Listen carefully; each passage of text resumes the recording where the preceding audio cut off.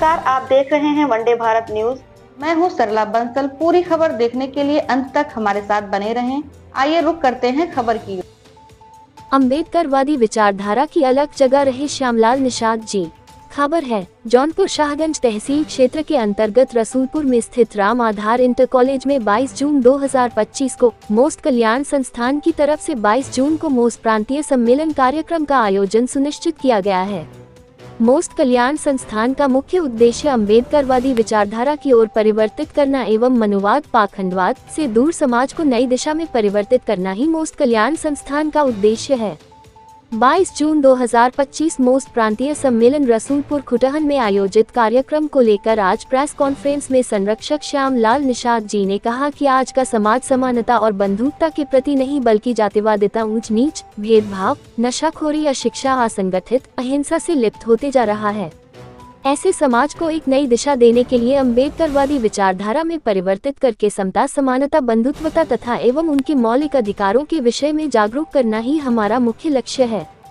और आने वाले 22 जून को मोस्ट प्रांतीय सम्मेलन कार्यक्रम में सभी समुदाय के लोगों को, विशेषकर अम्बेडकरवादी विचारधारा को मानने और जानने वाले लोगों को आग्रह किया हूँ कि मोस्ट प्रांतीय सम्मेलन में आकर अपने विचारों को प्रकट करें और आए हुए दूर दराज से बौद्धाचार्य बुद्धिजीवी की विचारों को सुने।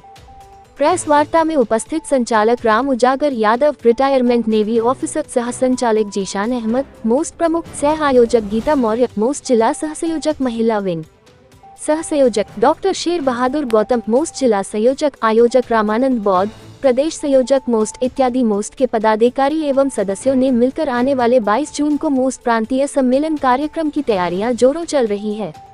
आगामी 22 जून को लेकर मौसम के प्रति अपने मोस्ट प्रांतीय सम्मेलन कार्यक्रम की तैयारी करते हुए कहा कि 22 जून को ऐसी व्यवस्थाएं की जा रही है।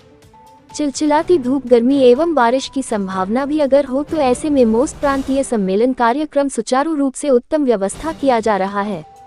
और मोस्ट के पदाधिकारी एवं कार्यकर्ता आग्रह किए हैं कि 22 जून को मोस्ट प्रांतीय सम्मेलन में बढ़कर हिस्सा ले और अपने हक अधिकारों को जाने और अपने मौलिक अधिकारों का हनन होने से बचावे। तब तक के लिए आप one day Bharat news press conference में बने रहें। आपका संस्थान 8 साल से चलता चला आ रहा है, तो आप कैसे लोगों के साथ खड़े होते हैं? जी, सबसे पहले तो आप सभी पत्रकार बंधुओं को बहुत बहुत आभार, बहुत बहुत साधुवाद कि आप लोग यहाँ मतलब इस कार्यक्रम की तैयारी के अनुक्रम में या जो हमारी जो योजनाएं हैं जो हम करना चाहते हैं उसको जानने के लिए और जान करके उसको पूरे देश प्रदेश में पूरे सबको जो है पहुँचाने का काम करेंगे। इसके लिए आप सबको बहुत बहुत साधुवाद। जो आगामी 22 जून को मोस्ट प्रांतीय सम्मेलन की तैयारियां चल रही हैं, जो कार्यक्रम रख रहे हैं, तो मुख्य उद्देश्य क्या है कार्यक्रम का? देखिए, कार्यक्रम का मुख्य उद्देश्य है कि मनवादी व्यवस्था की वजह से हमारे जो पिछड़े वर्ग के लोग हैं, खास करके पिछड़ी जातियां जो आज पिछड़े हैं, उसका मुख्य कारण जब हमने महसूस किया, जब हमने अध्ययन किया तो निकल के आया कि इनके पिछड़ेपन का मुख्य कारण है अंधविश्वास, पाखंडवाद और मनवाद में जकड़े होना। और इनको जब तक वहां से हम बाहर नहीं निकालते हैं तब तक इनका पिछड़ापन दूर नहीं होगा। और इसी उद्देश्य से कि हमको अंबेडकरवादी रास्ता पे ले जाने के लिए, अपने लोगों को सही दिशा देने के लिए, क्योंकि उसी कम्युनिटी से मैं भी बिलोंग करता हूं और जिस कम्युनिटी से, जिस समुदाय से व्यक्ति बिलोंग करता है उसकी नैतिक जिम्मेदारी होती है कि उस समुदाय को वो जो है सही दिशा दे, सही दिशा में उसको आगे बढ़ने का अवसर प्रदान करे, सही लाइन उसको दे। क्योंकि मैं इंटर कॉलेज में टीचर हूँ और टीचर होने के साथ साथ हमारी सामाजिक जिम्मेदारी है, नैतिक जिम्मेदारी है कि समाज को हम सही दिशा दें। और उसी उद्देश्य से हम लोग जब कोई बात कहते हैं तो अभी हम छोटी छोटी मीटिंगें करते हैं। आप लोग भी कई मीटिंगों को हमारे कवर भी किए हैं, छोटी छोटी मीटिंगों में करके। और उसमें जो 22 जून को प्रांतीय सम्मेलन हो रहा है उसमें बड़े वक्ता, यूनिवर्सिटी के प्रोफेसर, तमाम वैज्ञानिक, विद्वान, बड़े बड़े अम्बेडकरवादी जो इस बात पे जिनका अध्ययन है कि हमारे पिछड़ेपन का क्या कारण है और हम कैसे आगे बढ़ सकते हैं, वो चीज़ें बताएंगे और हमारे लोग उसको ग्रहण करके सही दिशा पे चलने का काम करेंगे। आज का जो उद्देश्य रहा मेन प्रेस वार्ता कर लो, आप समाज में क्या पहुंचाना चाहते हैं अपनी? हम ये बताना चाहते हैं समाज को, आप लोगों के माध्यम से, कि जो 22 जून का प्रांतीय सम्मेलन हो रहा है इसमें वो लोग आए और हम क्या देना चाहते हैं, क्या बताना चाहते हैं। हमारे लोगों ने जिसने जो बता दिया, यहाँ चले जाओ, वहाँ चले जाओ, वहाँ देवस्थान चले जाओ, वहाँ मठ पे चले जाओ, तो वहाँ जो है तीर्थ चले जाओ, व्रत करने चले जाओ, तमाम जिन लोगों ने जो बताया हमारे लोगों ने वो किया अपने को बेहतर करने के लिए।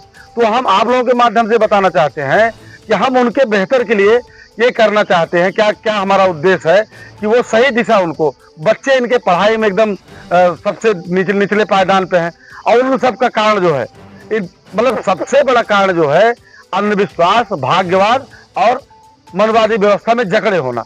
हमारे बच्चे जो है भाग्यवादी होने के नाते वो संघर्ष करते ही नहीं। उनको शुरुआत में ही बता दिया जाता है भाग्य में होगा तो आप विद्या आएगी, भाग्य में होगा तो नौकरी मिलेगी, भाग्य में होगा शादी होगी।